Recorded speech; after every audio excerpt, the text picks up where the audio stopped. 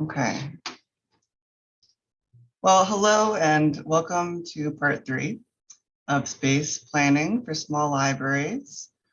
This is the last part of our series. Thank you so much for being here or joining us or for watching this recording. And a reminder that these recordings are available to view on the Southwest Wisconsin Library System's YouTube channel. And my name is Shauna Kasegi. I use they or she pronouns, and I am the Outreach and Continuing Education Consultant at the Southwest Wisconsin Library System. And my colleague Lori from the Bridges Library System is also here today helping behind the scenes. And if you have questions, please put them in the chat box today. And today we welcome back our presenter, John Thompson. And John has served on the IFLS Library System as a director since 2007. And he's consulted on over 30 building projects in the IFLS area. And John, I will pass it on to you. So it's not coming, the sound isn't coming out of the... No. All right, good morning, everybody. Today, we're going to kind of wrap up the three-part series and kind of look at some ways that you may be able to fund your building project. We'll give you some tips, give you some ideas of how you might go about that. And as Shauna had mentioned, if you have questions, feel free to put them in chat and we'll answer them as we go along. So we're really going to look at the variety of ways that we can finance a library project. Obviously, the project is going to cost money, and we have a vision of what we want. And then we'll also have an estimated cost for what that vision is going to be. So we're going to take that drawing and that budget amount and really use that as our launching point for a fundraising campaign.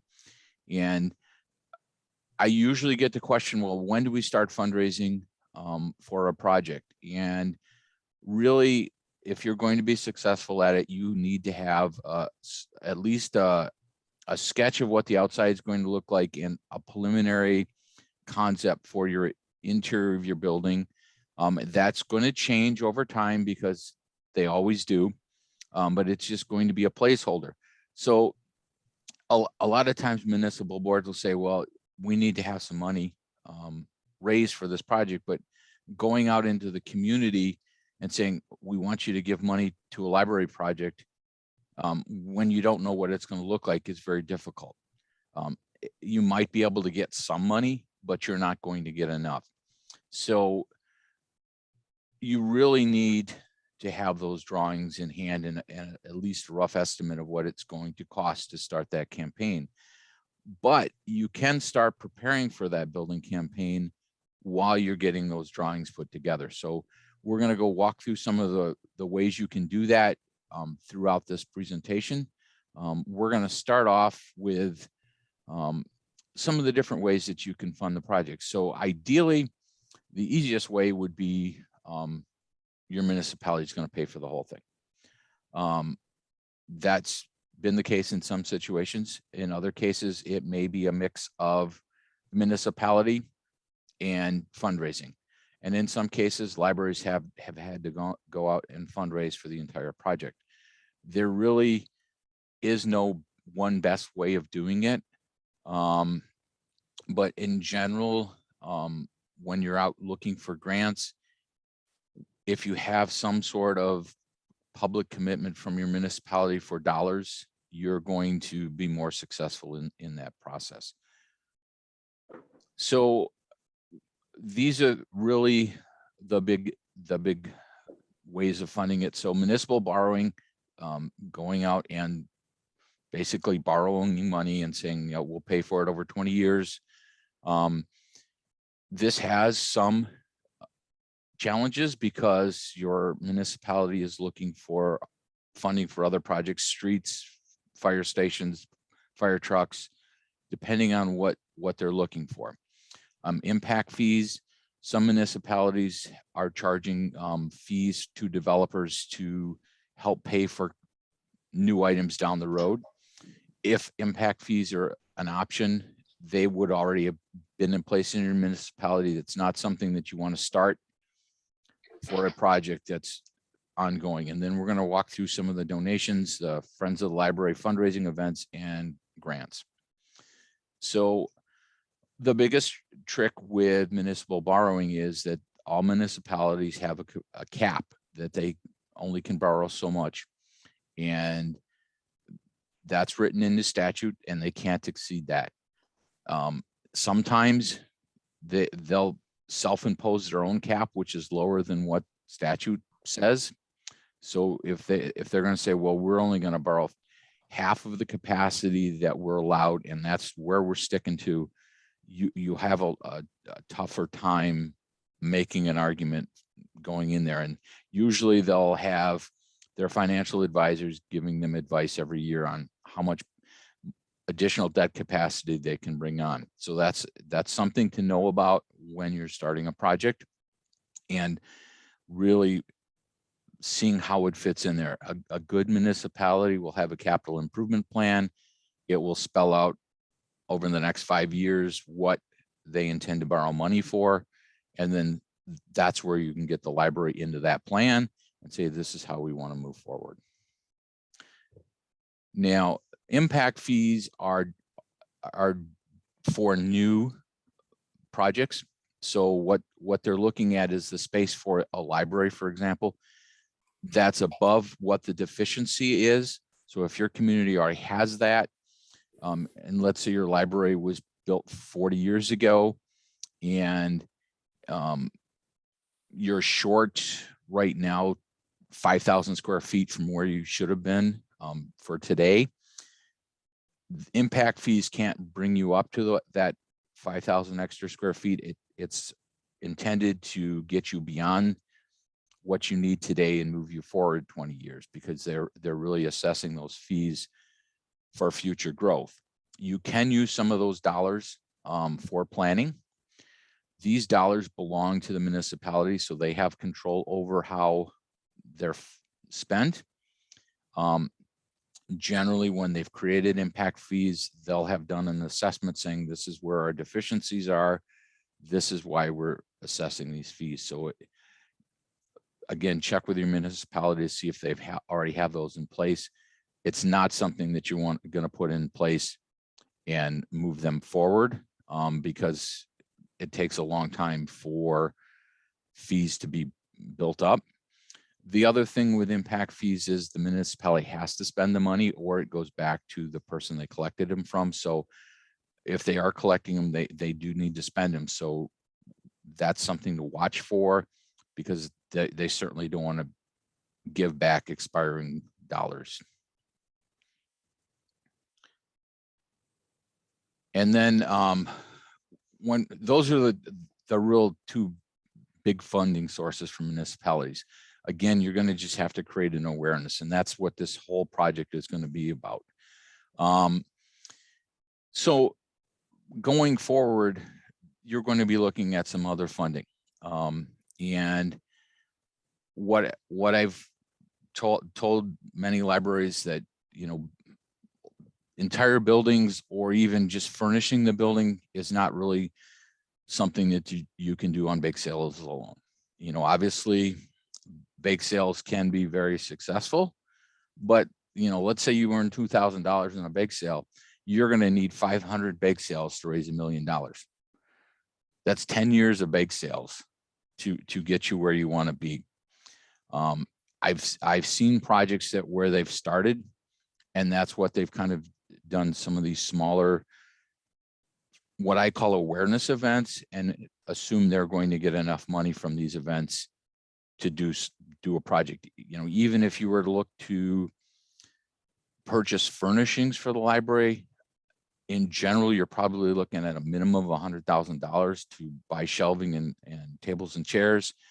At that rate, you're still looking at a significant amount of time to raise those dollars. So you really have to have a plan and really need to be organized in how you're going to raise those dollars. a lot of those dollars have to come from face-to-face requests. So if you're going out to a donor, you're going to ask them for dollars in a meeting.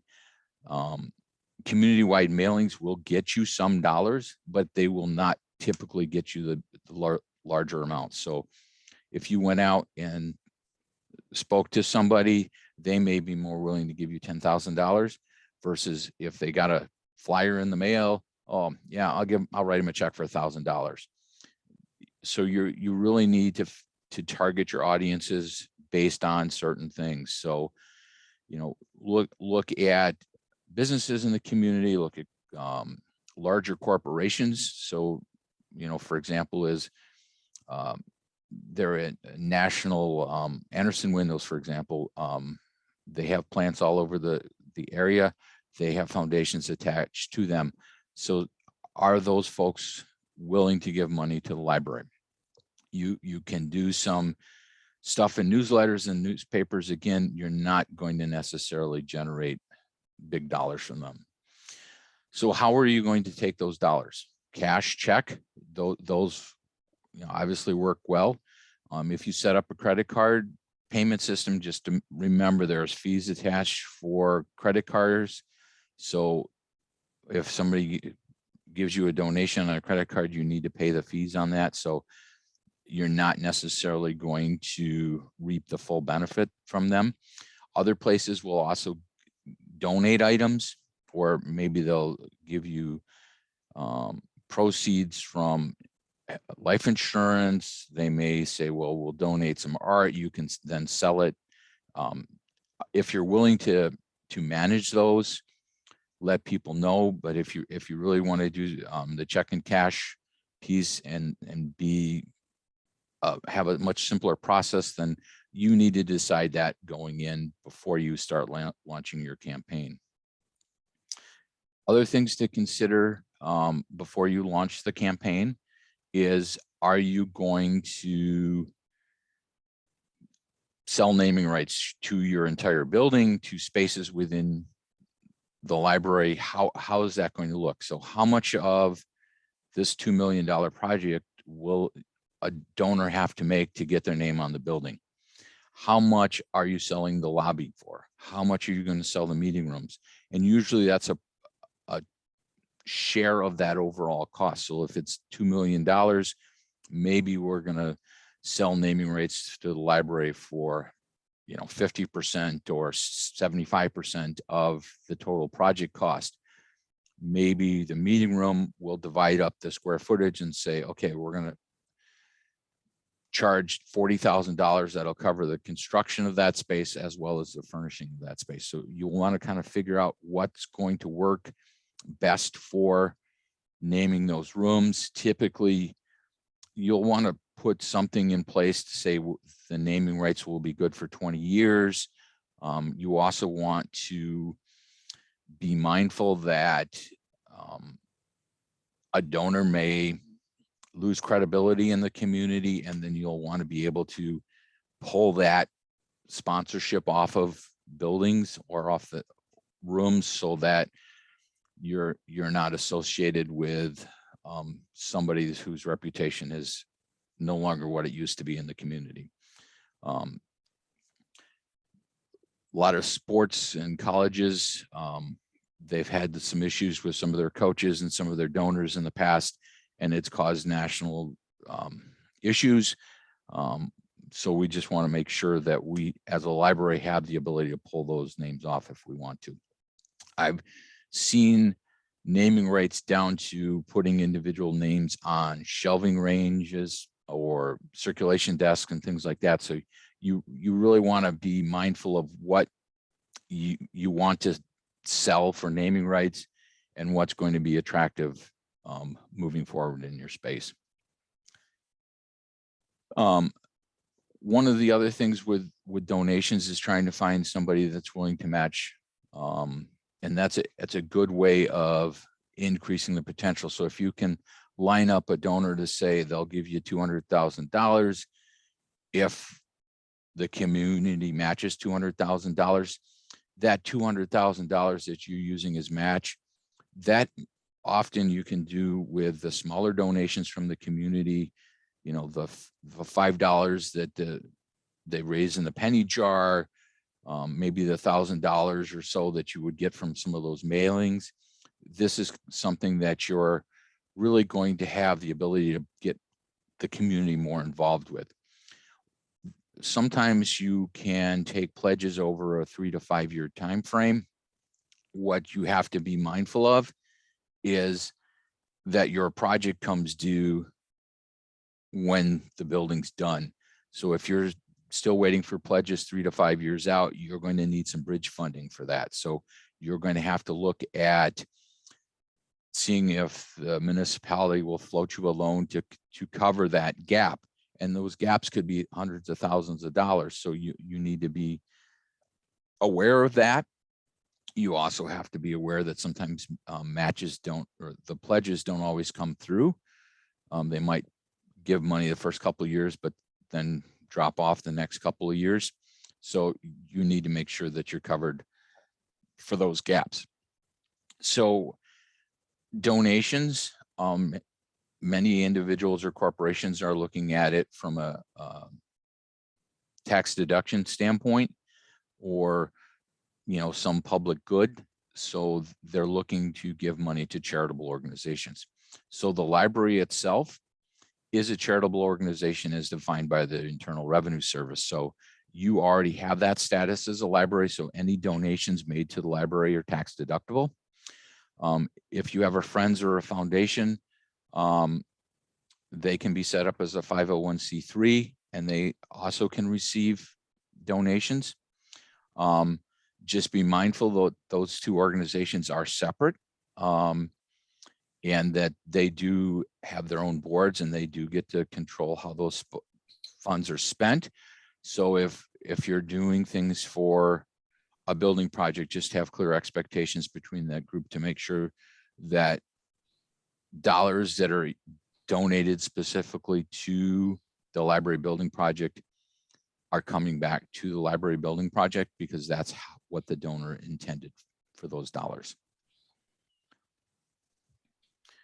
So we talked about this a little bit, but some individuals will do planned giving where they'll leave money in health insurance. That might be that they'll leave some property to the library, could be stocks, bonds, different things like that. So they generally put that in a will, and then it's available to the library upon their death. So again, this may not be something that you can count on for your building project, but it's a way of building some endowments for, you know, maybe it's an endowment for future maintenance on the building, or specific services or collections. So don't rule those out as part of your campaign. Just know that you may not necessarily get those dollars right away. Any questions yet, Shauna? We don't have any questions yet, John. Okay, great, thanks. So the Friends of the Library, and this would also apply to library foundations. Your friends would be a separate 501c3 organization. There is paperwork involved and getting it all set up. So you'll have to fill out some information at the state level as well as the federal level if you want to start a friends group. It takes time. So again, if you're contemplating using a friends group and you don't have one, it's best to get started putting that organization together.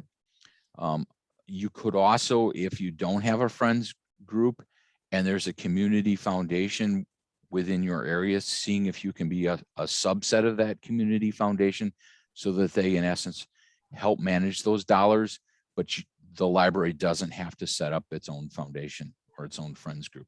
And that is something that is allowable to do.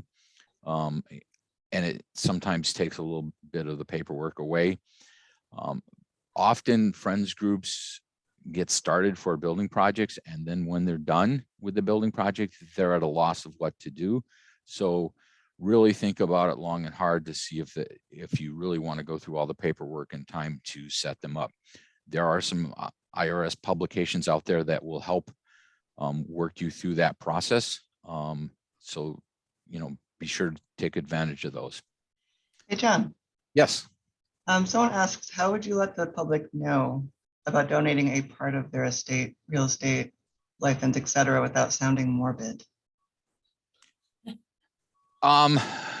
Very carefully. But a lot of times if you go speak with an attorney or a funeral home in town, there's already groups that have planned giving brochures out there. So you can kind of see what they look like.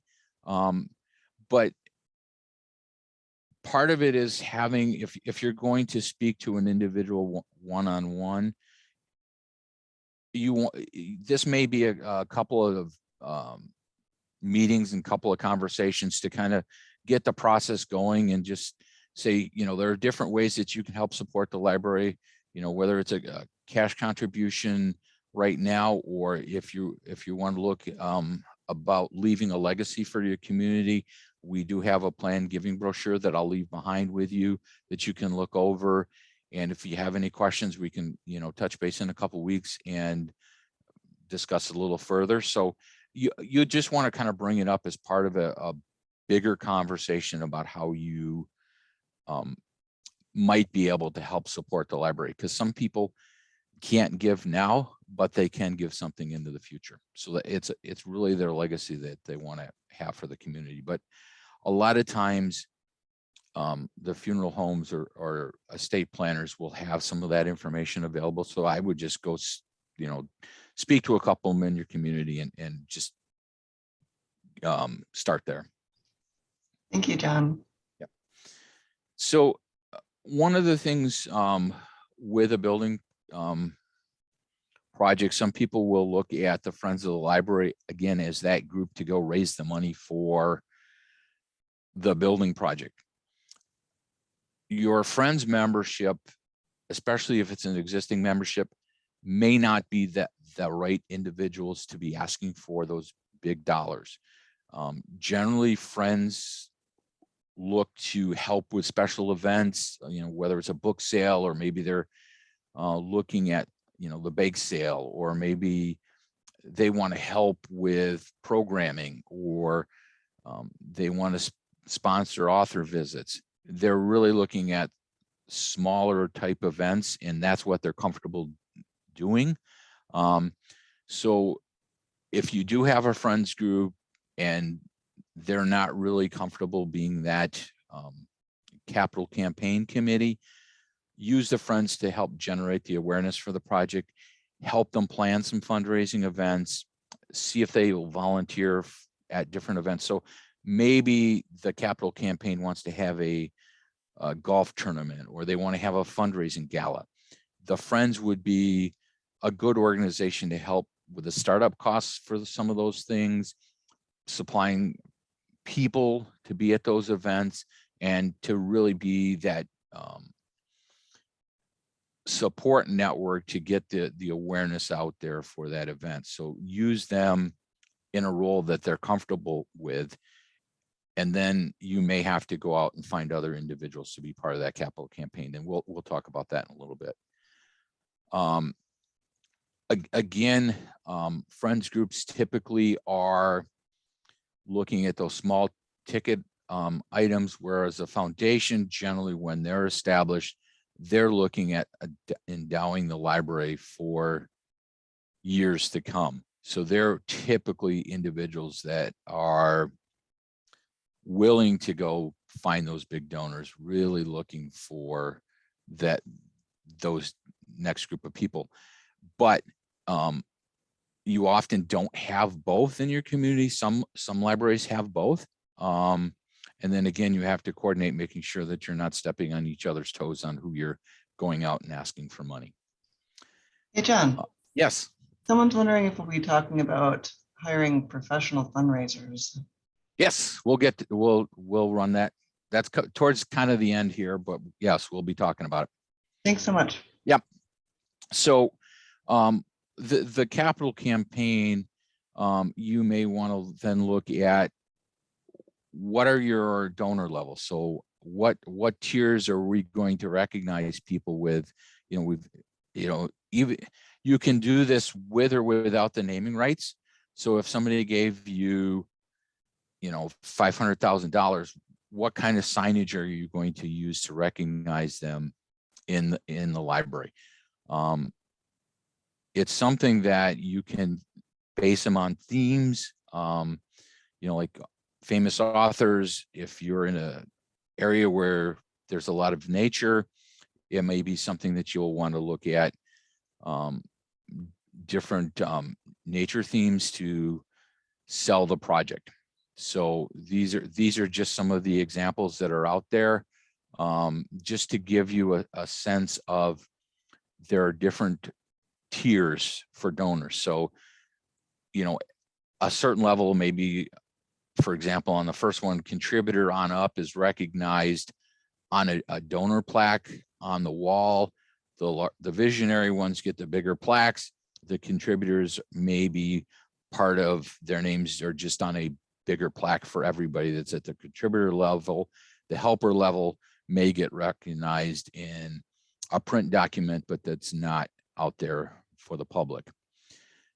You want to make sure, regardless of what you do, that you're sending personal thank you notes to all donors. Part of it is that can be their receipt for tax deduction purposes, but it also, you need to make sure that you're thanking your donors because you want them to be donors for other projects. And then you also want to acknowledge folks publicly. So putting it in, the newspaper, if there is one, putting in library newsletter, putting it on Facebook, putting it on your website, making sure people are recognized for helping support the project. Because part of that also generates friends and neighbors to say, oh, my neighbor gave $1,000 to the library. Yeah, must be a good cause. I'm going to give $1,000. So it also helps build awareness and PR. Some of the events that the friends can do that, generate those more awareness things, but obviously will have some money. You want to do things that are unique to your community. You don't want to, if the local Kiwanis does an arts and crafts show every year, you don't want to create an arts and crafts show just because that's stepping on their toes. It doesn't help you in the community. Raffles can be a profitable way of raising money, especially when you get a whole host of donations for prizes. You will need to get a raffle license, and there are specific requirements that you need to fill out to make sure that you can have a raffle. Again, this is something that's the friends can do, and get because you'll need a license, and then you'll have to print those on the raffle tickets and all those kinds of things. So be mindful of following the rules. And just because some other group does X, Y, and Z doesn't necessarily mean it's a legal raffle. So there are certain things that you can't do in Wisconsin. Technically, meat raffles are not allowable in Wisconsin, but everybody does it. But you want to make sure what you're doing, you're comfortable doing in terms of having that raffle. So one of the other big ways of funding your project are grants. They could be from community foundations, family foundations, corporate foundations. Grants, there are also some federal dollars. The community block grant dollars are federal dollars that get trickled down to the state to manage. Those are dollars that are out there. Grants don't come easy. Just because they've funded certain things in the past doesn't mean they're going to fund bricks and mortar. So your local community foundation may, for the last 20 years, given you $5,000 for programming, but as a foundation, they don't give money for building projects. So don't assume that they're going to give money to a project unless it's clearly spelled out that that's the type of funding that they do. You want to find the grants that are big, because it takes just as much time to write a small grant as it does a large grant. And you're going to need to write multiple grants because all the grant cycles are different, and you can't wait for this donor to say, yes, we're going to approve your grant. And then you go write another grant, because you may be waiting months and months and months to find answers. So you have to look at it from a plan, and we need to make sure that we're doing this on a consistent basis. Corporate foundations, again, look at them from local connections. Maybe they have a manufacturing facility in town, their headquarters is nearby. Are they a place that your community commutes to work there? So even if it's in the a neighboring community, they may have enough local connection that they're willing to donate or submit grant funding for that group. So you'll have to do the research. And this is where having people well connected into the community will help, because they'll know who some of those big employers are. You may need to talk to economic development in your county or your city to see who are the big manufacturers, who are the big corporations or companies in your area that have the employees that may have dollars that they're willing to give for the project. This is a link to the community block grant dollars for federal. There are certain things that are eligible. Municipality can only submit one application a year. A lot of times you're looking at these for roads, wastewater treatment plants, might be the water system. It could be for a different building project. So you have to again assert the need for those dollars to your municipality, so that this is the project for you to apply to. Typically with these, there are needs assessments that need to be done on your facility, and then a lot of federalish language. Many municipalities will contract with a company. Usually it's their municipal engineering firm to write the grant, because they have expertise in writing them. And then they'll also have done the assessment on some of the facilities. So they can be written by municipalities by themselves, but generally when I've seen them applied for, they've come from somebody outside the organization. When you're looking at donors, Wisconsin Foundations Online has some resources. If you happen to be on the border with Minnesota, Minnesota Council on Foundations has their own set of community foundations. You can go in and search their members without paying for anything, and then seeing who has donor programs that support brick and mortar, that may have supported library projects in the past.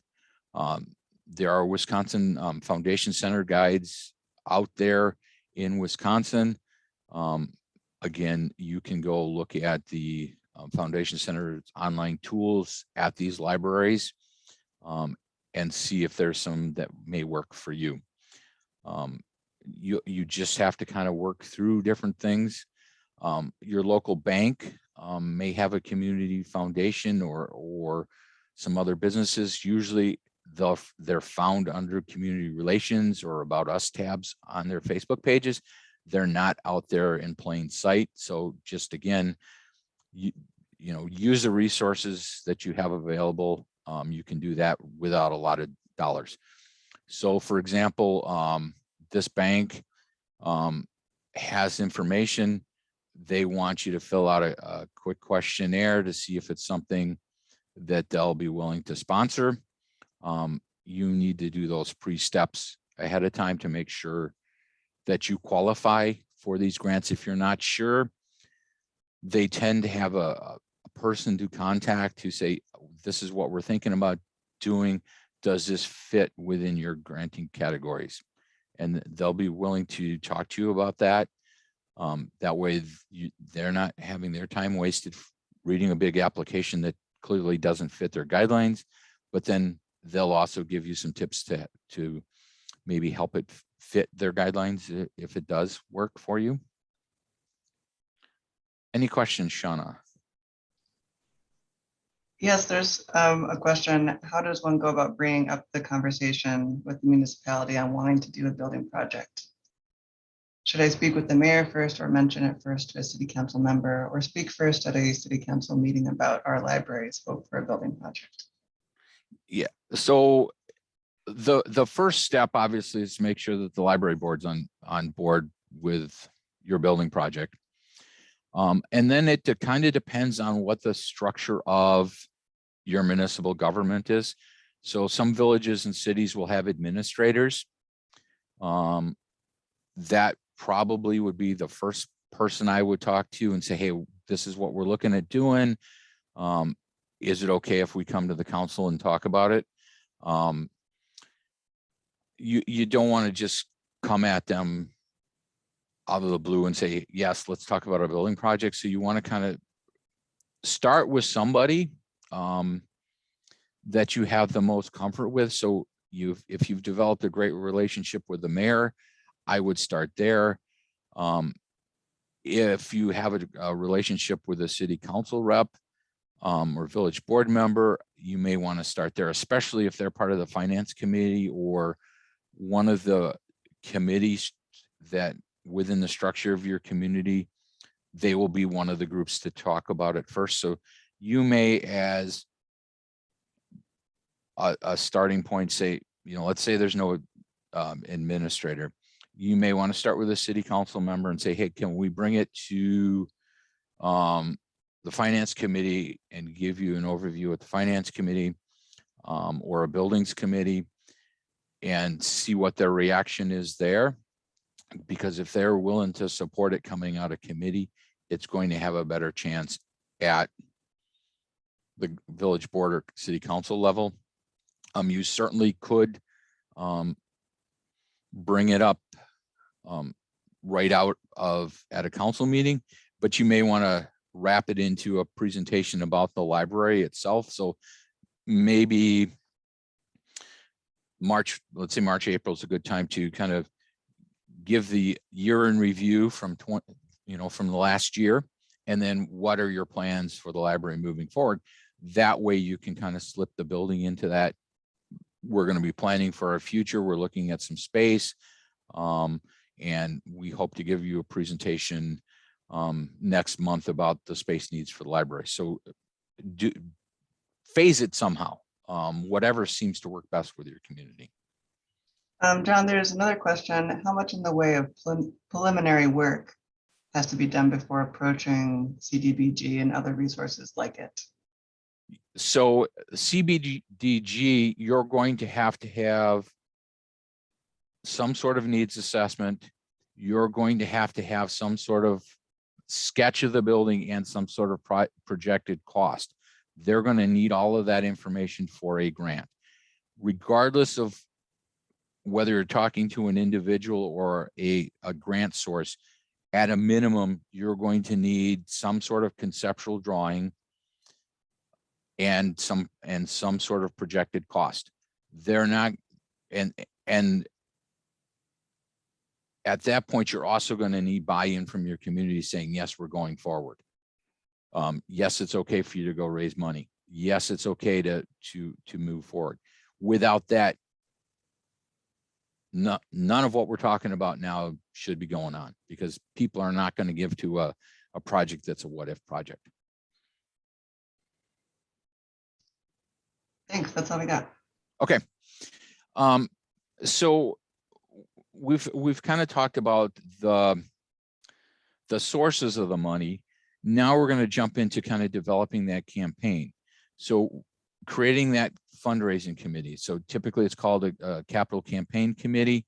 You're going to want to look for people that are connected in your community. You're going to want somebody to help write a case statement. So why does the library need more space? You want to identify who might be potential donors. You want to identify individuals that will be the chairs of this drive, somebody that's willing to give some money and put their name to the campaign. Establish those target amounts. How much are we looking for? What are the donor targets? What are the categories that we're going to use? All of that kind of stuff gets put together in the campaign. That committee should include somebody from the library board, or if they have a building committee, somebody from that building committee. Should include the library director.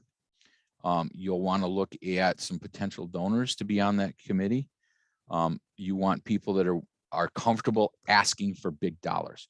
You want somebody that's willing to walk up to some of their friends and colleagues and say, are you willing to give $500,000 to the library? Are you willing to give $50,000 to the library? They need to be comfortable doing that. You need people that are well organized, highly motivated. You need individuals that can build those connections, make sure that you're finding the right people in your community. There are people that I know that might have dollars, or somebody on the library might know have dollars, but there's probably 20 more people that you don't know about. The case statement, again, is what's important, what's in it for me to give money to the library. It's something that you want to share with everyone that's raising money, as well as the individuals that you're asking money for. So it can be an elaborate brochure, it could be a pamphlet. It's really making your case for why you need library space. Your donor committee, along with library board members and others, create that list of who could be potential donors, business owners. Maybe it's former classmates that, maybe somebody that went off and founded a big company somewhere else, but still has ties to the community. So maybe their parents or brothers or sisters still live in the community. They still love their community. They just don't live there anymore. Think about those folks and see if there be, potential donors for your project.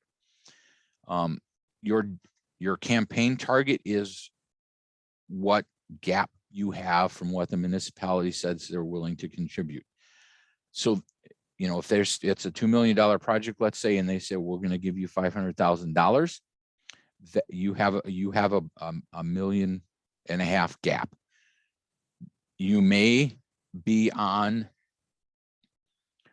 their radar for the community block grant, but don't assume that you're going to get it. So you want to include that gap as 1.5 million, even though you may be getting $500,000 from that block grant.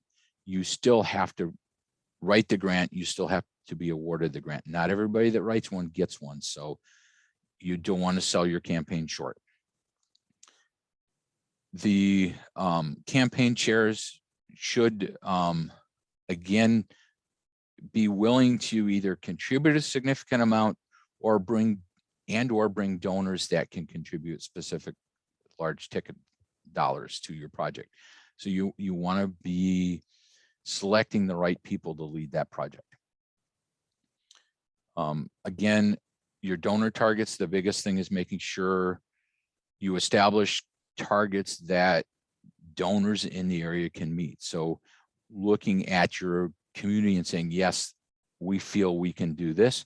Maybe the hospitals raise money and they know it can be done. Just because they gave to one project doesn't mean they're going to give to another project, but there's certainly people that you can take a look at and ask for those dollars. So this is kind of that target based on a project budget. We need somebody to give us $500,000. If they don't, then we're probably going to need to bump our benefactor level up to 4 people to target. We're really looking at raising dollars at certain levels within those categories.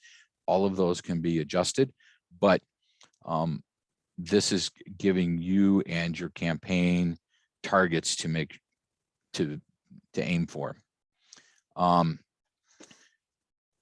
Ideally, your campaign starts in what they call a quiet phase. So this is where you ask some of the bigger donors in person to provide those leadership grants. they're going to maybe raise, let's say, half of your dollars in your quiet phase, and then you can launch it into a public phase, and then that's when you can maybe ask for the $10,000 or the 20,000 versus the 100,000, 500,000. So you want to time that all out, and make sure that you hit your targets and when you want to make the community of aware of what's going on, because it always helps going after grants and other dollars if you already have money in the bank.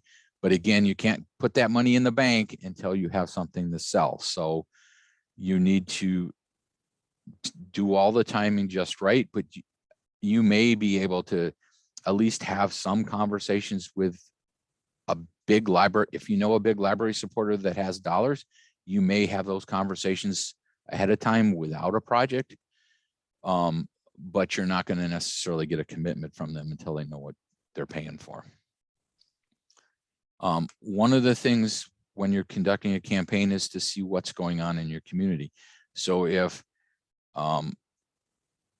let's say there's a hockey association or a hospital or other groups that are out raising money for a building or a big ticket item, or the school's out for referendum, you may need to change your campaign timing so that you're not competing with that campaign, or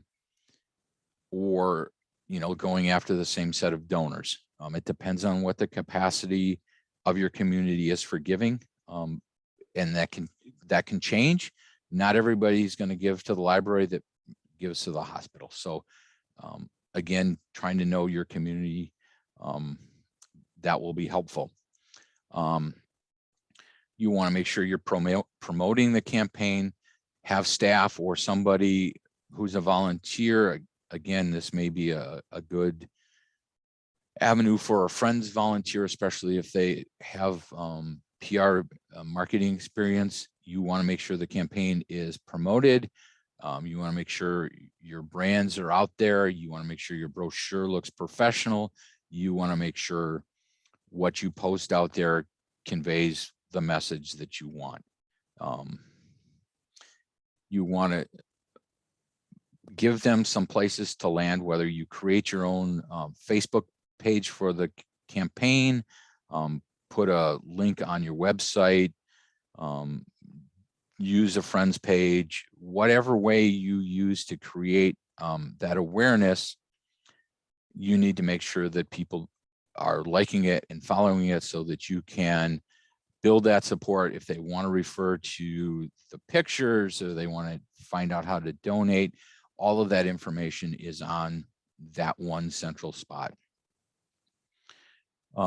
You may want to put some sort of progress thermometer out on the site, giving you a sense of, okay, our target's 1.5 million. Right now we're at 500,000, and you can watch that thermometer go up. Again, it could be just like a regular thermometer, or it could be a stack of books. It could be whatever fits the theme of your campaign. You want to make sure that that's out there.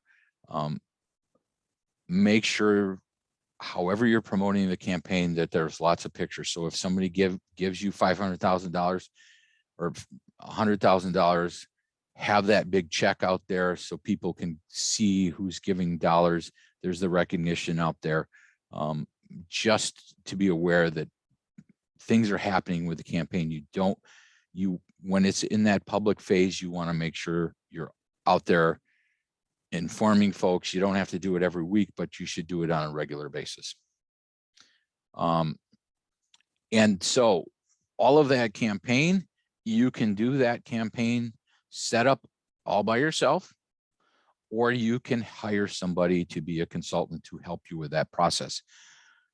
Generally, the biggest benefit from a fundraising consultant is to evaluate the climate for giving within your community. So they will talk to the people in the know, the people with money, and say, here's information about the library's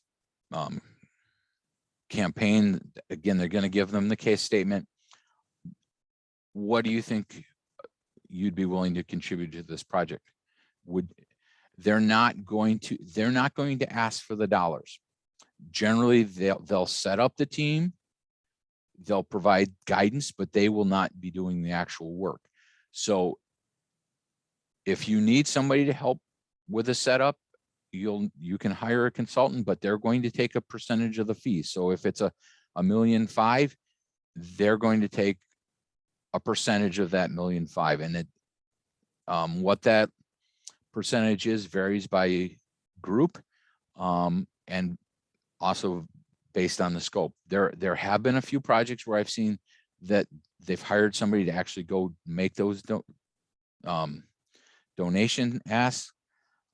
But if they're not really connected to the community, there's no connection to that individual. So why would they be giving that to them? Just like you're hiring a grant writer. You may hire a grant writer, but if they don't have the passion for the library, they're just putting words on paper. They're not conveying that passion that you have for the project. So you want to use them in smart ways. If you do use them. I've seen cases where a community, 8,000-9,000 people, hired a fundraising consultant. They said, yeah, you probably could raise $1 million-ish or so in your community for the project, maybe 2 million. Well, not great news, obviously. A community literally 4 miles down the road from them did a building project pretty much on their own. In fact, they did borrow some money from their municipality to bridge. At the end of the campaign, they were short. They re-ramped up the campaign to pay back that loan. Somebody gave them an anonymous donation of $1 million. In the community is like 3,000 people. So the one that's where all the business is and all that is, they said, well, yeah, you can only raise about $1.5 million. This other community, they did have a consultant help them a little bit. But again, their staff and friends did all the work. And their capital campaign folks did all the work, and they built that network to get those dollars. So sometimes you don't get the results that you want from those groups. Again, we had mentioned the architectural firms working on those grants for community block grants. They may be able to help with other grants, but again, they're gonna charge dollars for that. If you have somebody on your team that's a good grant writer, they could do the writing. You could have some other folks that are willing to review the grants before submission. Sometimes if you know of a colleague that's done some of the grants, you can at least get some tips and feedback from them as well. So we're going to kind of run through some campaign examples just to give you a sense of what's out there. Go out on the internet, find out what's out there. Don't limit yourself to libraries of the same size. Go look at the big libraries, see what they're doing, scale it to what you're comfortable doing. But again, make sure you capture the concepts and ideas, because if the website goes down, those ideas are gone. So, whether you do screenshots or, printouts, however you want to capture that information, make sure that you have it available. So a good example, and some of these, their campaigns are done, but the information is out there. So Colby put together a really nice capital campaign brochure. That brochure is out there. You can download it and look at it. They printed them out in color with a nice cover, but it's replicated as a PDF out there on their site. It gives you an idea of why they want the space, a little bit of history about the library. Here's an example from Eau Claire. They're in the midst of a multi-million-dollar campaign that they launched during COVID. they are currently under construction for adding their third floor and completely renovating their space. So it has information about the case statements. It's got photos, it's got some videos, some talking points of information about how to sell the library project to the community. Just a good example of different things that are out there.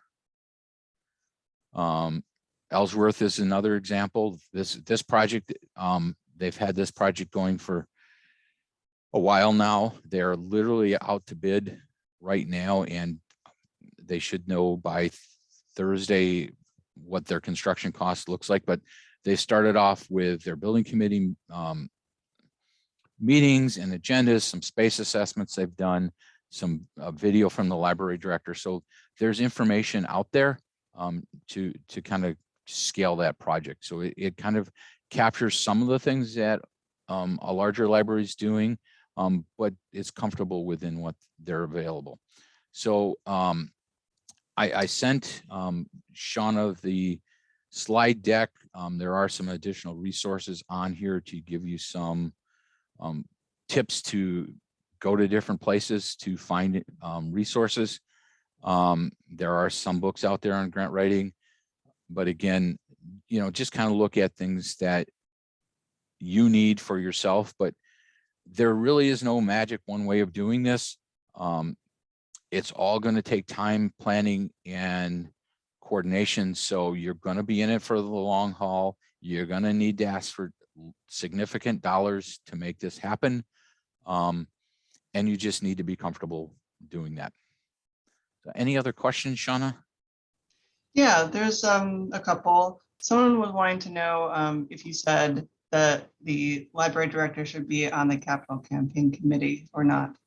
Yes, they should be on the campaign committee. They shouldn't necessarily be going out and asking for the money all the time, but they need to be there as a resource for the committee to answer questions. They also may need to go along with a committee member when they're talking to the big donors to explain the project in more detail. So it's good to be part of that group, unless you have another staff person that would be a better fit for the project. But you're going to want to have some staff involvement so that they're conveying the project message to the committee and to potential donors. And then another one, our municipality has been historically unsupportive of building projects for the library. But this person's a new director and has a pretty good relationship with the administrator. With that knowledge, they ask, what do I need to do before approaching the administrator about being added to the capital improvement plan? Our community has expressed lots of support for a new library through economic development surveys, word of mouth, etc. Yeah, so what I would do is pull together some of those survey results, your space assessment, saying where you're at, what you need moving forward, and just set up an appointment. Say, I'd like to talk about library space and how we might be able to fit into the capital improvement plan. We've been in our space for how many years. We've identified some deficiencies in the space, and we'd like to move forward and have it in that plan. So you again, it's kind of, if you've got that relationship, take that and also use it as an opportunity to say, if we present this to the council or village board, what other additional information do I need to prepare to present to them to be included in the capital improvement plan? So really study the process that they have for the plan, because usually it's done at budget time. So that may be your opportunity at a finance committee meeting to indicate that you'd like to be part of that capital improvement plan. The easiest way in the sense of you're not putting yourself out there too far is just to, when you send your budget appropriation to the municipality, just include a capital improvement paragraph with $1 attached to it. It's easy for you, but generally it's the easiest for them to ignore as well. That's why it's a little harder for them to ignore if you're making a presentation. But yeah, ask what they need from you to be part of that plan, and at least it gets the conversation going. Well, that's our time for today. Thank you so much, John. We've got folks saying this is great info, and to thank you for your time. It's very useful, all this information. And if you do have any other questions after today's program, please feel free to contact John. His contact information is there up on the screen. I'll also be sending out the recording to folks, and John's slides will be there as well in your email. I hope you have a wonderful day, and thank you for joining us for this 3-part series. Thank you, everyone.